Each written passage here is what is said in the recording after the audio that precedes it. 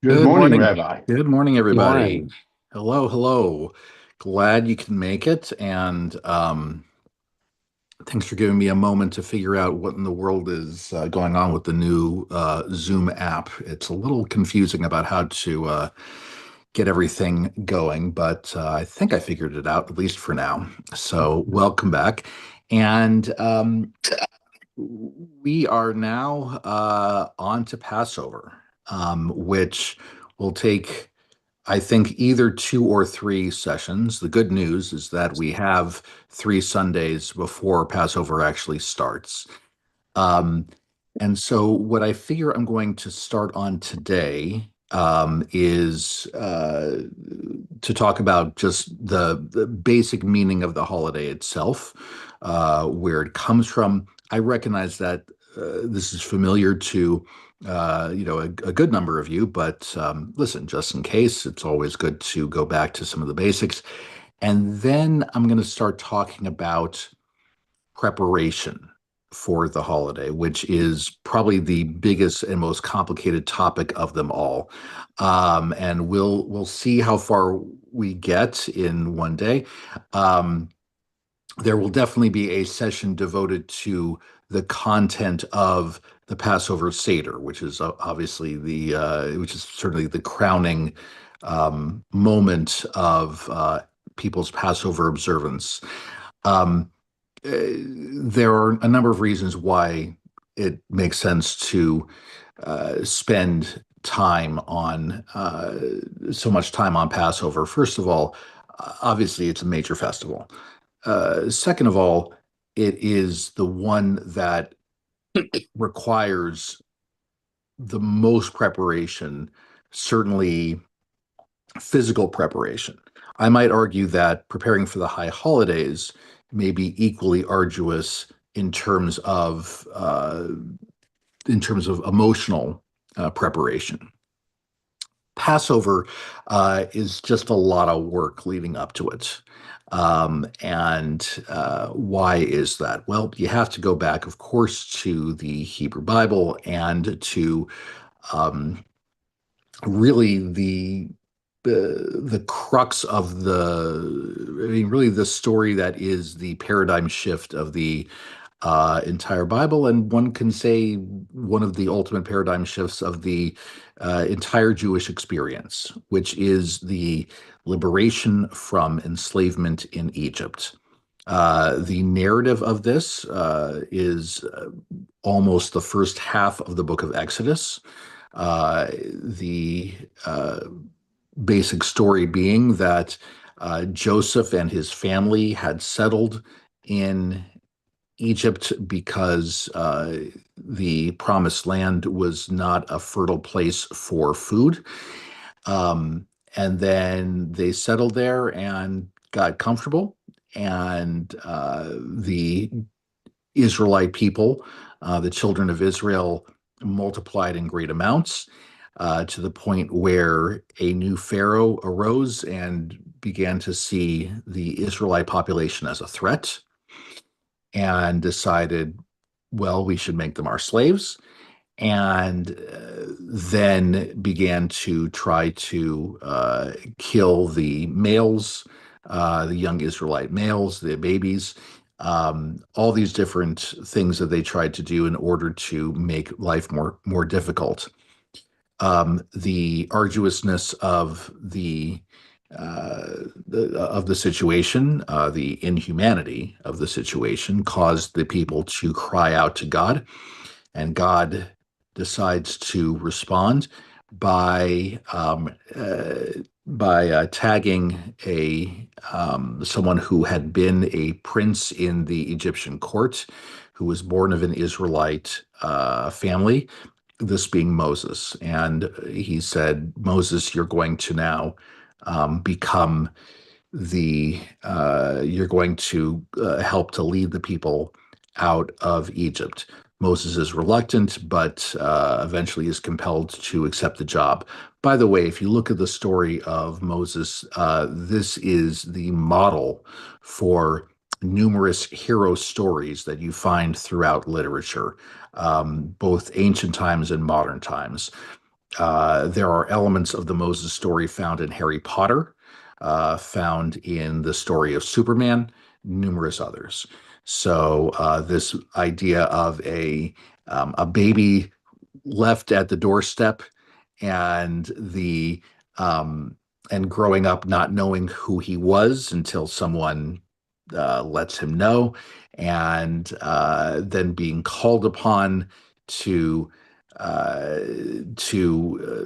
save a group of people, and this person not necessarily expecting it nor necessarily wanting it, rising to heroism nevertheless.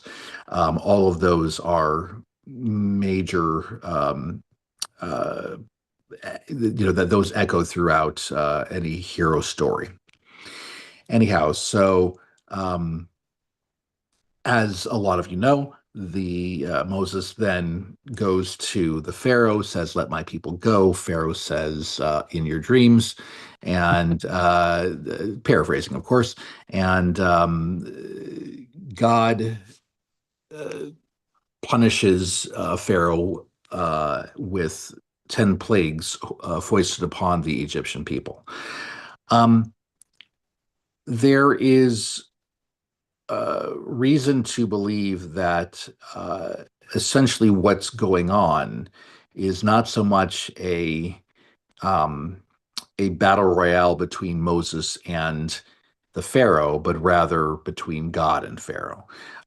If you see the movie The Prince of Egypt, which, by the way, is, I think, the very best adaptation of a biblical story ever put on film. It is a wonderful, wonderful movie, um, and without, I think, any kind of religious agenda behind it. It really just tries to tell the story. That, at least from what I can glean. Um, that makes the sort of the central conflict the one between Moses and Pharaoh, with the assumption that Pharaoh was was essentially grew up as Moses's half brother, or adoptive brother, and then now they're rivals. But the real rivalry, according to the Hebrew Bible, is between God and Pharaoh. Pharaoh, um, as was the custom of Egyptian society, looked at himself as a god, and essentially says, "What you? Oh, so this other god is telling me what to do? Pff, I don't think so. I'm a god." And the God of Israel then says, "Well, I'll show him." And that's essentially what this battle is about. Um, the Israelites are, after 10 plagues, the Pharaoh says finally, okay, yeah, you got to get out of here. And they go to, they start moving toward the promised land. They get to the Sea of Reeds, and Pharaoh, of course, changes his mind again because that's just what he does. And the Israelites are delivered in the most dramatic way that you can imagine by the sea parting, the Israelites moving through on solid ground, in between, and then when the Egyptian soldiers pursue, that's when God causes the waters to return, and the Egyptian soldiers are then drowned in the sea. The Israelites then celebrating their liberation from slavery. That's essentially the Passover story, in the most 30,000 feet way that I can put it. Um, it the idea that, I mean, this is a story that, like I said, echoes throughout literature, but it also is so central to um, so many texts and so many things that we do throughout Jewish practice. There is this idea that gets brought up numerous times in the rest of the Torah, and other places as well, other parts of the Hebrew Bible, the idea that God is the one who liberated us from Egypt. That is, for lack of a term, God's major calling card. Right? That is that's like, okay, don't forget I did this. In fact, the in the Kiddush, in the Friday night blessing over the wine, in which we welcome in Shabbat, it says that really there are two particular purposes to remembering Shabbat. One is the remembrance of creation, and the other is the remembrance of the liberation from Egypt. Um, they are pretty much on par with each other. So, hence, in terms of a paradigm shift, an ultimate turning point in the experience of the people of Israel, the Jewish people. There is no um, underestimating the importance of it. Um, so the centrality of this led the led it to be a major holiday to commemorate this liberation. And so Passover was founded as a holiday lasting, at least in the times of the Hebrew Bible, 7 days, with the first and seventh day being a major holiday in which work was not permitted to be done. Um, Now, as I have mentioned previous times, and that a lot of you probably already realize, um, this holiday outside of the land of Israel is observed for 8 days. And in this rubric, the first 2 days and the final 2 days of Passover are understood to be major holidays. So, uh, so that's how it's observed here in America. What is particularly interesting is that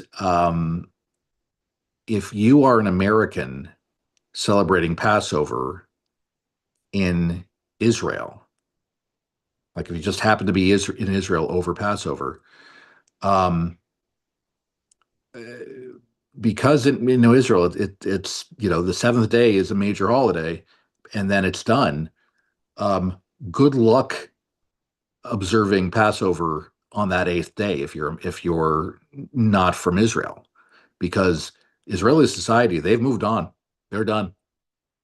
And Ridiculous. I mean, it's really, I mean, and and there are people who, there are people from outside of Israel who are like, okay, we need to observe the last day. We need to, have our matzah another day. It's like, and everybody else says, okay, fine, if that's what you want to do, but we're moving on. Um, okay, so I mentioned matzah, right? What are we talking about here? This is based on a um,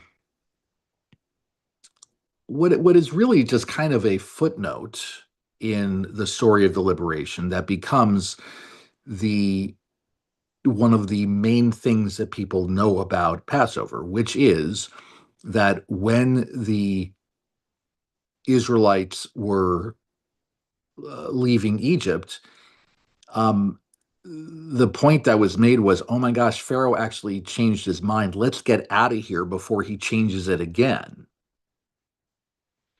which turned out to be good advice because indeed Pharaoh does try to change his mind again and tries to get the people back. So there's this idea that when they left in a hurry. And so what the text tells us is that they didn't have time to bake their regular supply of bread. And so what they did was they baked it the least amount of time that they possibly could, and the bread was unleavened, didn't have time to rise.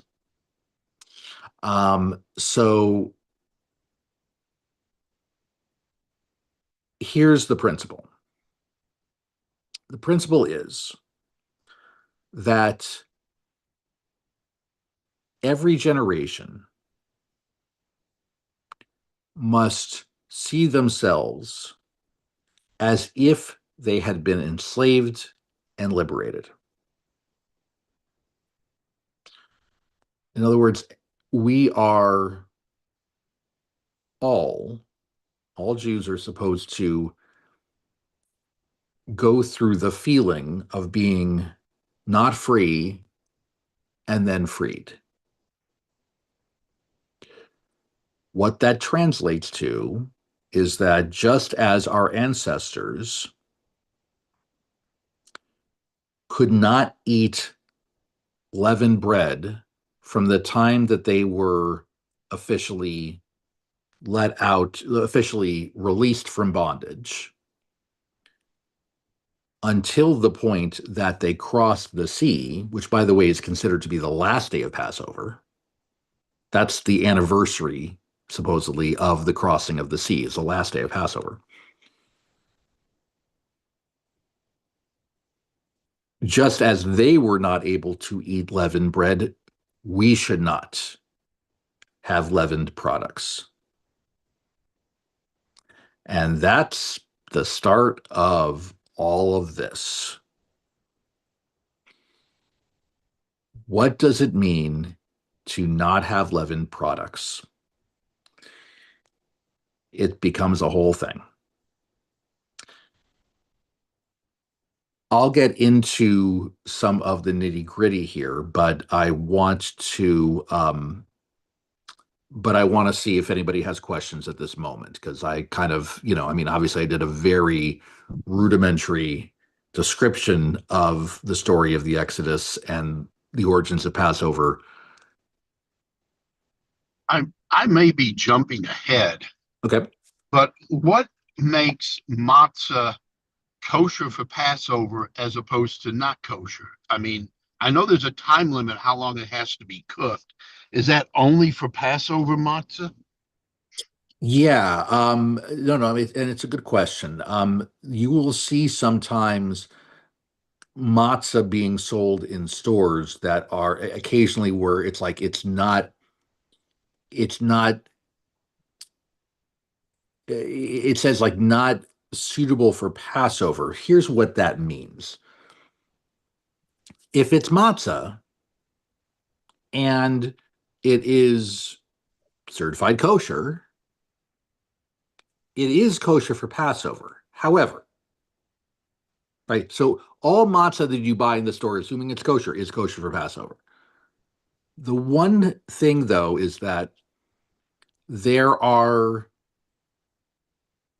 there's an understanding that certain kinds of matzah does not fulfill the requirements of consuming enough matzah to fulfill the commandment of observing Passover.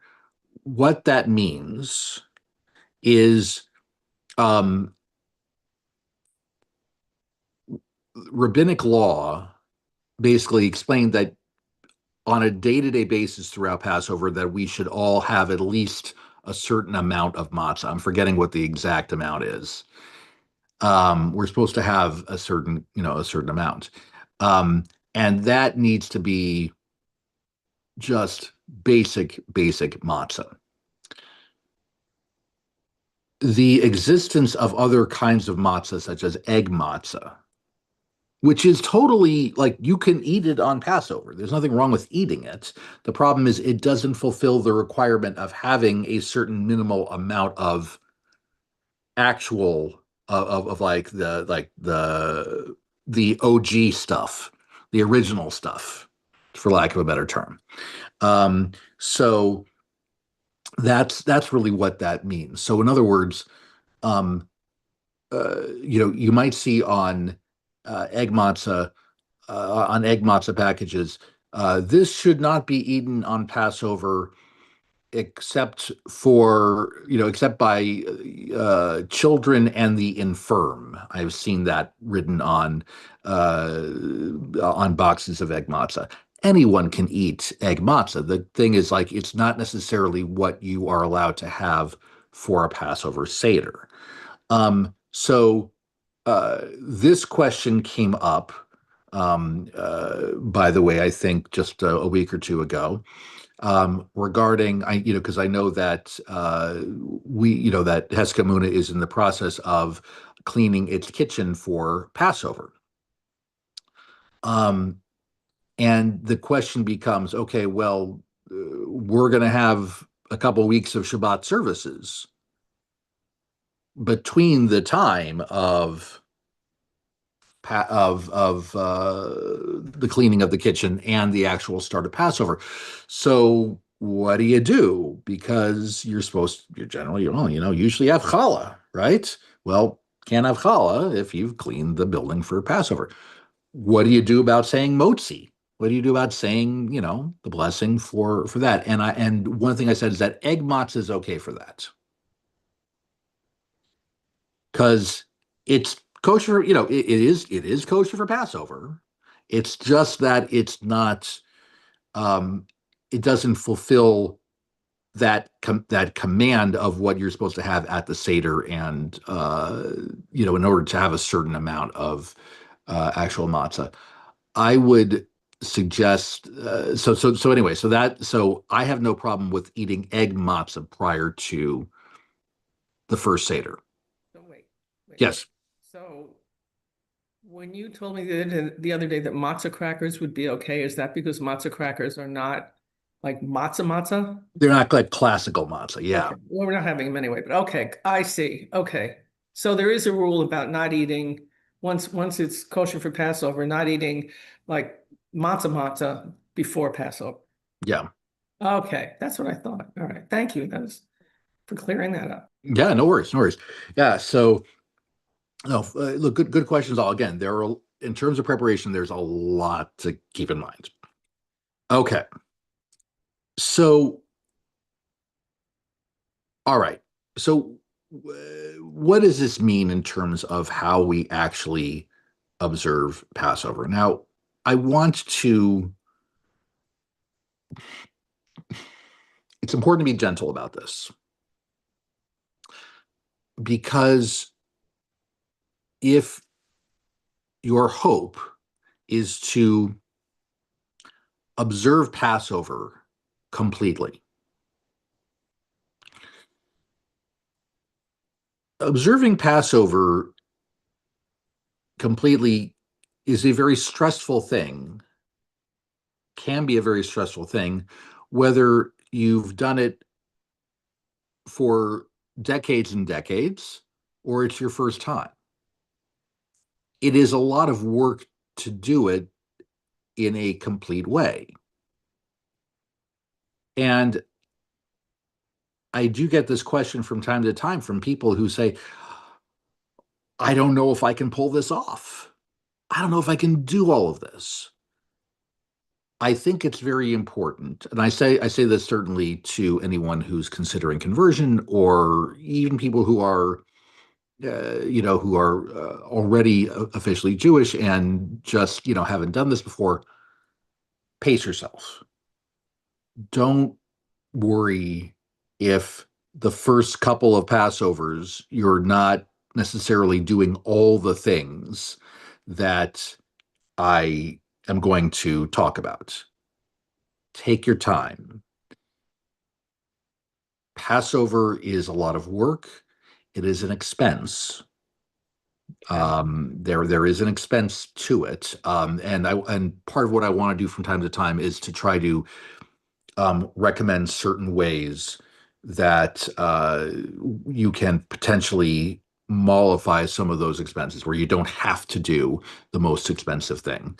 Um, uh, so I just want to make sure that you understand that when I go through all of these things, it doesn't mean, oh my gosh, if I'm not doing all of this, then I'm not doing it right.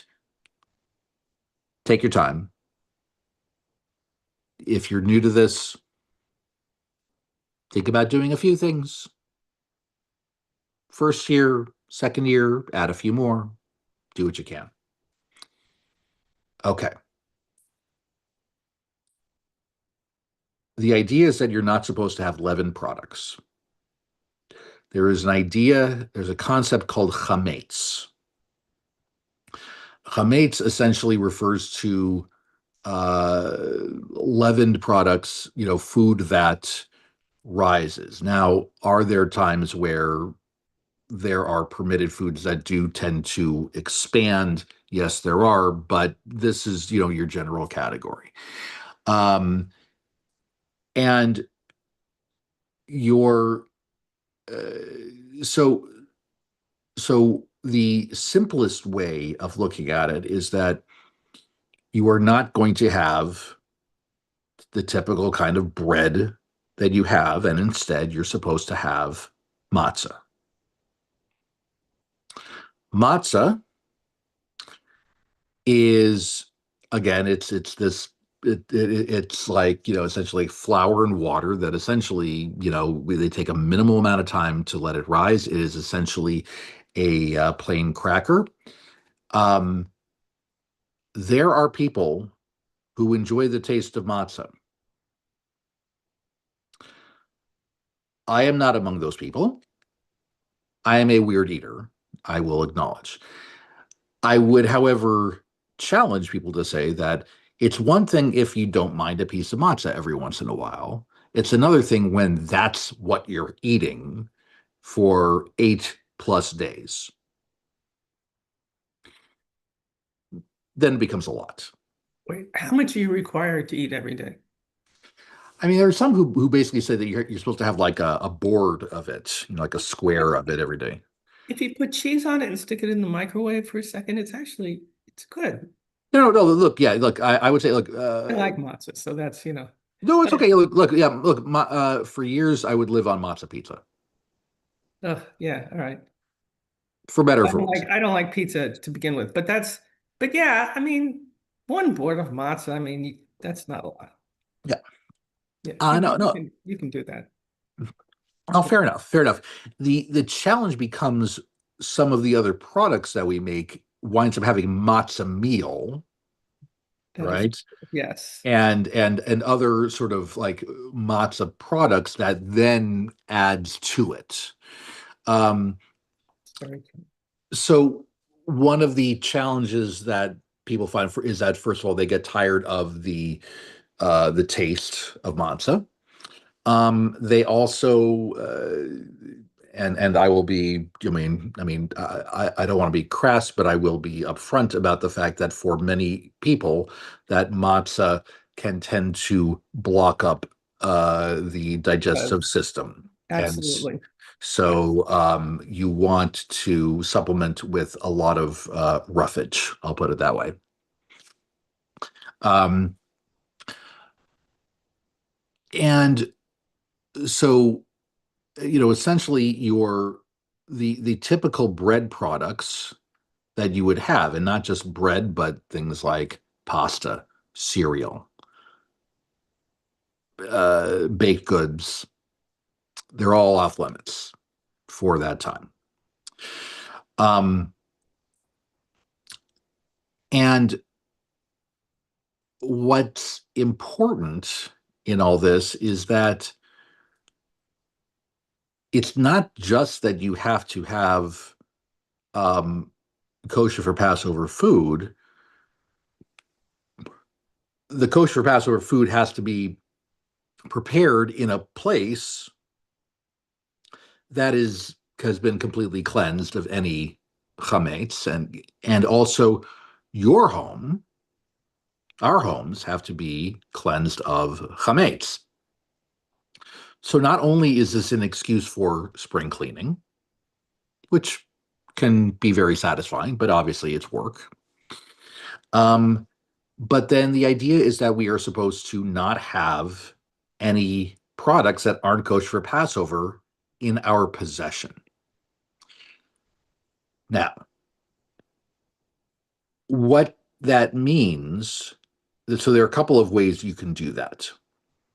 One way is to obviously eat up your stuff, eat up your chametz stick stuff.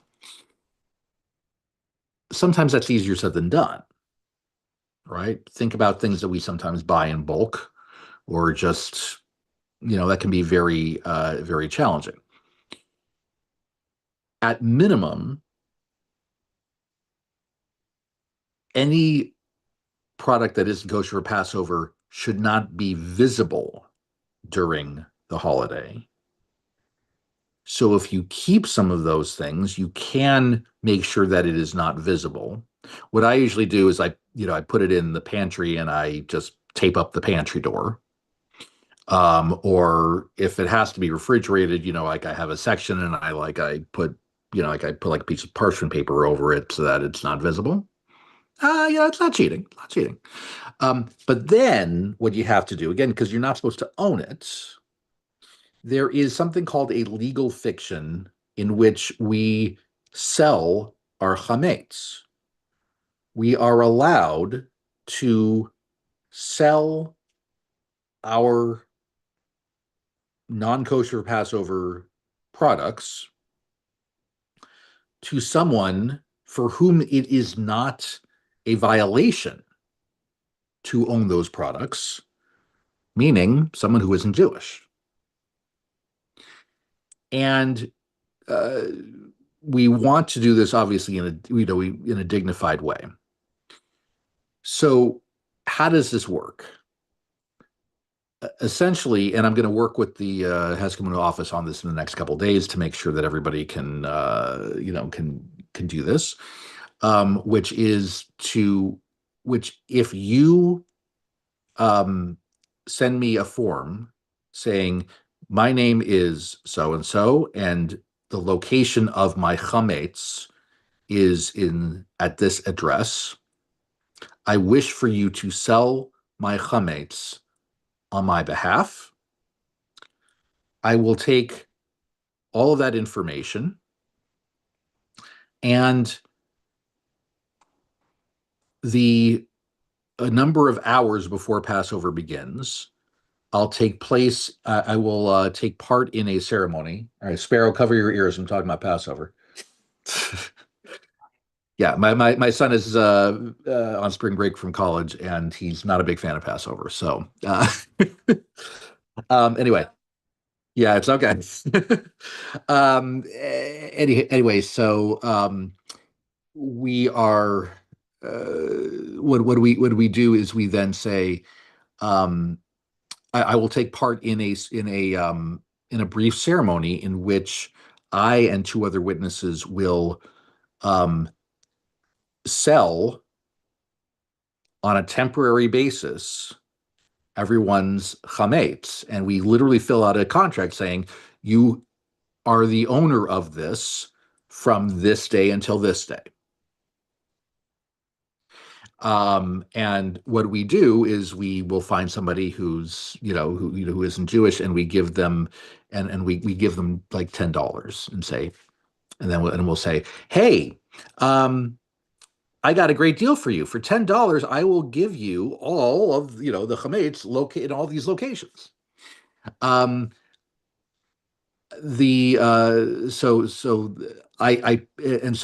am actually doing this in conjunction with the conservative rabbi in Charleston. So somebody who works at that synagogue is, going to be the one who will purchase it, and it will be, and by the way, and we usually kind of make a joke like, hey, there's all this good stuff at all these people's houses. I promise you, they are not coming to your house and demanding your food. They're not. But that's a way to do it. That's a legal fiction to do it. Now, again, it should not, whatever you still have in your home cannot be visible, and you can't consume it, obviously, but it is there. It is a way to help release the burden. I should add that as a gesture of goodwill, it is typical that when you do such a when you sell your chametz, it is traditional and customary to also make a donation to the hungry. So that's something you can do. You can give to the rabbi's discretionary fund. You can just give to a fund that fights hunger in general. That is considered to be a decent thing to do along with it. So that's one way to help hopefully ease the burden a little bit. Rabbi, Yeah. how do you handle like dog food and cat food? It's interesting. So by the way, there is a Passover guide that the Rabbinical Assembly puts out every year. I believe, is it up on Heskamuna's website? If it isn't, I can, you know what, I'll try to add it in if somebody wants. I believe it is, but I'm not positive. I would say, like, if you What are we were looking for? Okay, so it's Rabbinical Assembly 2026 Passover Guide. Yeah, I don't think that's on the Heskamona website. Okay. So if somebody wants to Google it and put it in the chat, it is a really good way to summarize a lot of this, and to have it in front of you. Um, so, anyway, sorry. So, Mark, what was your question again? Because I want to. I'm sorry. You're muted again. You're muted, Mark. Sorry. Oh, you're out. Okay. It was about cat food and dog food. Cat food and dog food. Thank you. Oh. Okay. Yeah. There are in this actually in this in this document, it does actually address cat food and dog food, how to do that. Now, the ideal is to actually give them only kosher for Passover food. Wow. Not easy. What I would do is essentially say, like, designate a corner of your house. I mean, not that the dog is going to, walk around, like transport their food all over well, look, I don't know. I've never owned a dog. But keep it concentrated in a small, in a kind of a corner of the house, and it's fine. Is the way I generally look at it. All right. So yeah. Yeah. So Mark, just I guess I answered the question when you were offline. Essentially, like, so this guide does give instructions for keeping things kosher for Passover while also feeding one's dog or cat. But I would say that if that is too difficult, just designate a corner that's just their corner. And, I don't think. Listen, I would say that I'll put it this way. As tired of matzah as I get, I've never been tempted to eat dog food instead of matzah. So, I've never been tempted to eat dog food at all, but personally. So, anyway, so that's my. So yeah, I would say to be careful of that. I mean, the way I look at it is that, look, again, you're not supposed to have chametz in your possession. That's the principle we are going for. If you're, but like, it's not like your dog is asking to keep Passover, that I'm aware. So, okay. Thought in Hasidic circles Mhm. that you were supposed to take care of the animals before you took care of yourself anyhow. Right. Is that Right. Yeah. So that's true. So in other words, like, look, if it's feasible, and I'm sure there are communities where they have the kind of dog food or cat food that fits the bill, but I'd also say that that might not be good for your dog or cat. That might not be good for them. That might be, it's like, I mean, again, look, they're they can't communicate in the same way that we can, and so it's a difficult thing. There are Um, also unfortunate results of changing a dog's diet. exactly. Exactly. No, no, exactly. You put it better than I did. I mean, like that's right. So like uh, proceed with caution is, I guess, what I would say. Um, so uh, now, in terms of food preparation, this is where it gets especially challenging. The idea is that you're not supposed to use anything that has been in contact with chametz. Laura found where you can find it. Okay, so it says if you go to the Passover tab under holidays on the website, you can find the Rabbinical Assembly Pesach guide. So thank you, Laura. Okay, so it does necessitate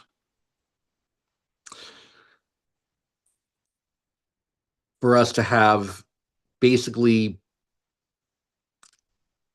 dishes and silverware and cooking utensils that are only for Passover. So if you thought that you had enough to do with getting different stuff for the rest of the year by keeping kosher, this is another layer. Now, with that said, there are some ways, and the guide goes through it, in much more detail than I think I have time to do today. There is a way, there are ways to, at least with certain things, to kosher them for Passover, to kosher certain items.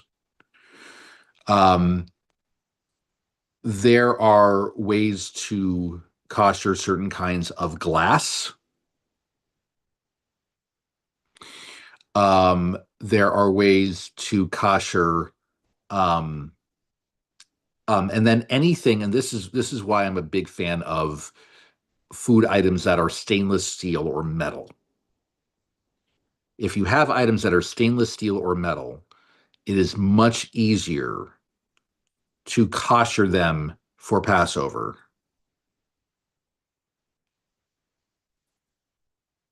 So what I do is I take like my typical silverware and I dip them in boiling water and then ensure that they are kosher for Passover. You can do that with certain kinds of glass as well. So there are ways to do that. Um, Keep in mind that that overall it's a little more than a week per year. So how do people do this? Well, what they usually do is they have a few bins that they keep their Passover stuff in. Um, and so uh, so I'm personally in an interesting predicament where how am I observing Passover this year? I'm just going to give this as an example. Well, I'm going to be in Knoxville for most of the holiday. I'm looking forward to that. But the first night of Passover, I'm going to be at home in Charleston doing a seder with my two younger kids who other than, not the one who was in college, but my other two. And so yeah, I am doing making sure my home is kosher for Passover for that night and for the couple days leading up to it, so I can prepare food. I'm going to make a seder, as I mentioned, and I am also going to then I'm going to prepare food and bring it up to Knoxville. I'm staying at an Airbnb. I'm not going to worry that this Airbnb has been koshered for. I'm not going to worry about it. It's fine. But I am going to. But by the way, the easiest one of the easiest things to kosher for Passover is a microwave. Really easy.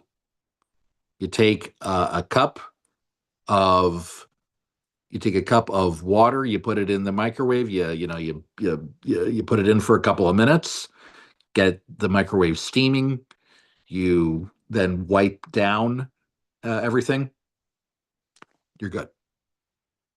So essentially the microwave is going to be my best friend for a week. But I'm going to be cooking things in advance. I should talk about the ways to get through Passover in terms of eating. Passover groceries can be incredibly, and usually are incredibly, incredibly expensive. And with the rise of grocery prices in general and inflation, I'm perishing the thought. It's going to be a challenge for a lot of people.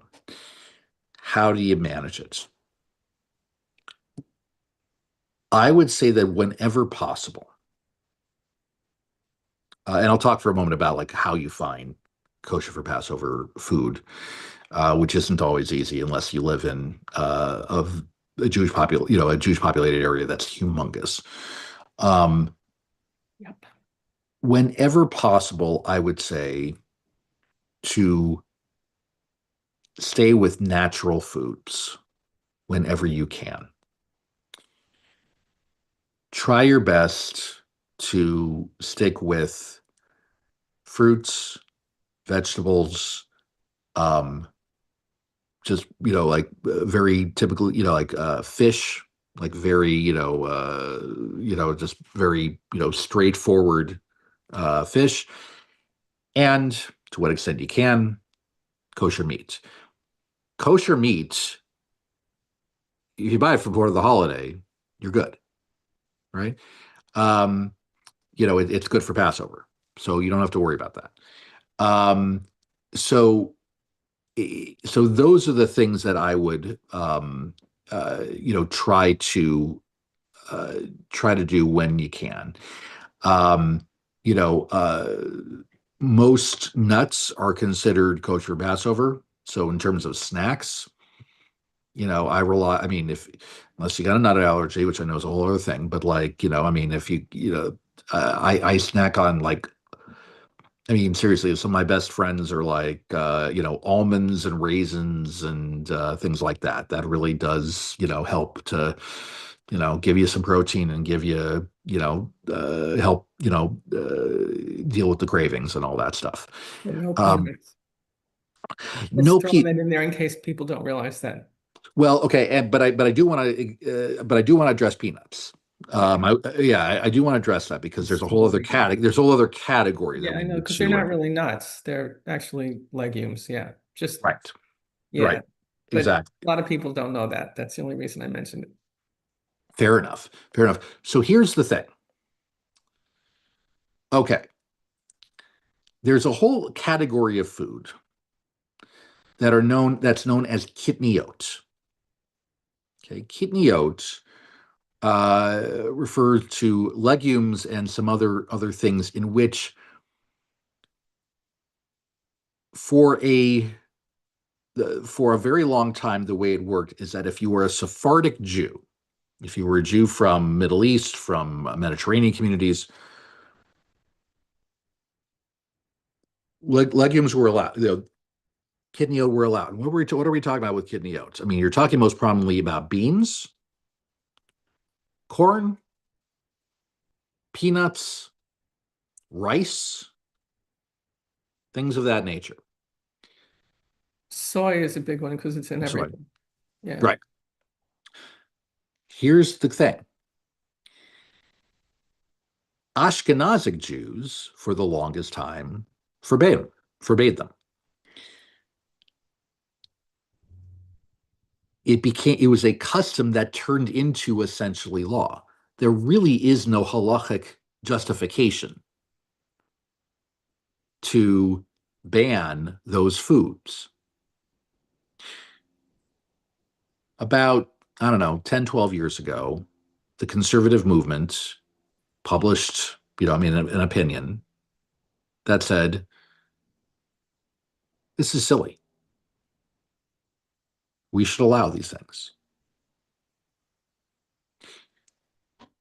And I think it's a very well-reasoned thing. And so I do not have an issue with rice, with beans, with corn, peanuts. So that opens the door to a variety of foods that can really help you get through the holiday. So I will tell you a dilemma I had last year. Last year I was in Knoxville during one of the intermediate days of Passover, and one of the days where work was allowed. And it's like somebody said, okay, well, because the new Knoxville Smokies stadium, it was new last year, and I hadn't gone to a game, and said, oh, you should go to a game. So I went to a game, and it was during the intermediate days of Passover, and I hadn't thought ahead about dinner, right? I just hadn't planned ahead, and I'm sitting there going, oh my gosh, there's nothing I can eat here, nothing I can have during Passover. And then I thought to myself, wait a second, peanuts. It's just peanuts in a shell. What have they done to it? It's just peanuts. So I had peanuts and a bottle of water. Did the trick. I'm not saying that's a complete dinner, but it was better than nothing. So that's part of the challenge of it all. I know I'm kind of jumping from category to category, but part of my goal is to help simplify things as much as you can. There are so by not relying quite as much on processed food, and by the way, this guide is going to give you an explanation of things that require a hechsher, require a kosher certification, and those that don't require a kosher certification for Passover. And so, like, a famous one is that if you purchase milk prior to Passover and then open it once Passover begins, you're okay.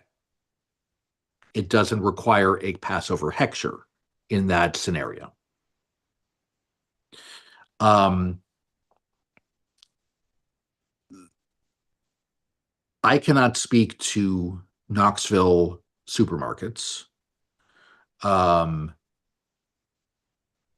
It isn't the easiest thing, I imagine, to find kosher for Passover products. I know that the Kroger, not far from Heskamuna, does have will have a handful of things that can be helpful. I will acknowledge that I'm going to go to not next weekend, but the following one, the weekend prior to Passover. I'm going to Atlanta, and there are areas where I'm going to have some more options. So I would so that's what some people do if you're able to. But I would just say, in general, where you're going to get more, where you're going to run into a greater expense and a greater challenge is going to be in processed foods. So in general, you know, eating a lot of processed foods not a great idea in general. So I mean, I think this might be a good little bit of practice for all this. I will say that, like, of all things to find on Passover, matzah. Matzah's something that you'll generally find, in areas of the grocery store where it might say, international foods or something like that. You'll find matzah. You'll find matzo ball soup mix. You'll find, a handful of things that are okay. So again, if you are new to this, I would say take your time.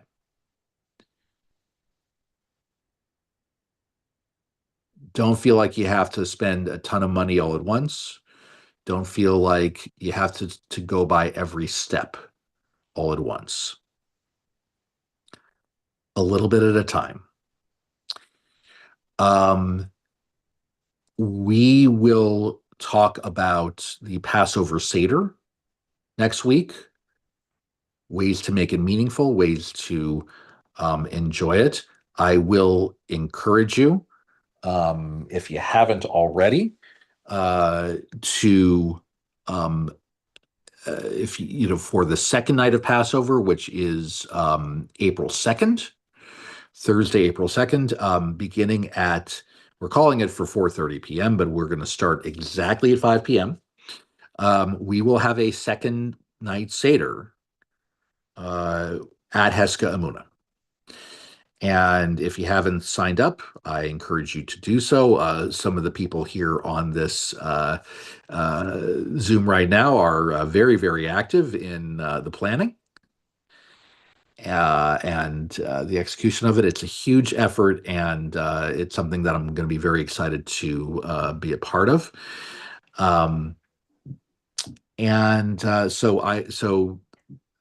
But we'll talk more about the principles and the ideas of a Seder next time. Okay, well, and then of course there'll be time for more questions next time, and of course I know that there are no questions. I mean, I know everything was completely clear, completely obvious to everybody, but that's why I'm giving a lot of time for all this. So, okay. I wish everybody a good week. I will see you next time. Before you, everybody Rabbi. leaves, the synagogue is open and ready for our 11:30 travelogue. So George and you're Janet. there. I'm already there. That's what I lost figured. you on the drive. That's what All right. I hope to see assumed lots of so. people. I was all of a sudden I was worried about the alarm, but okay, you're there. We'll be there in 15 minutes. Bye.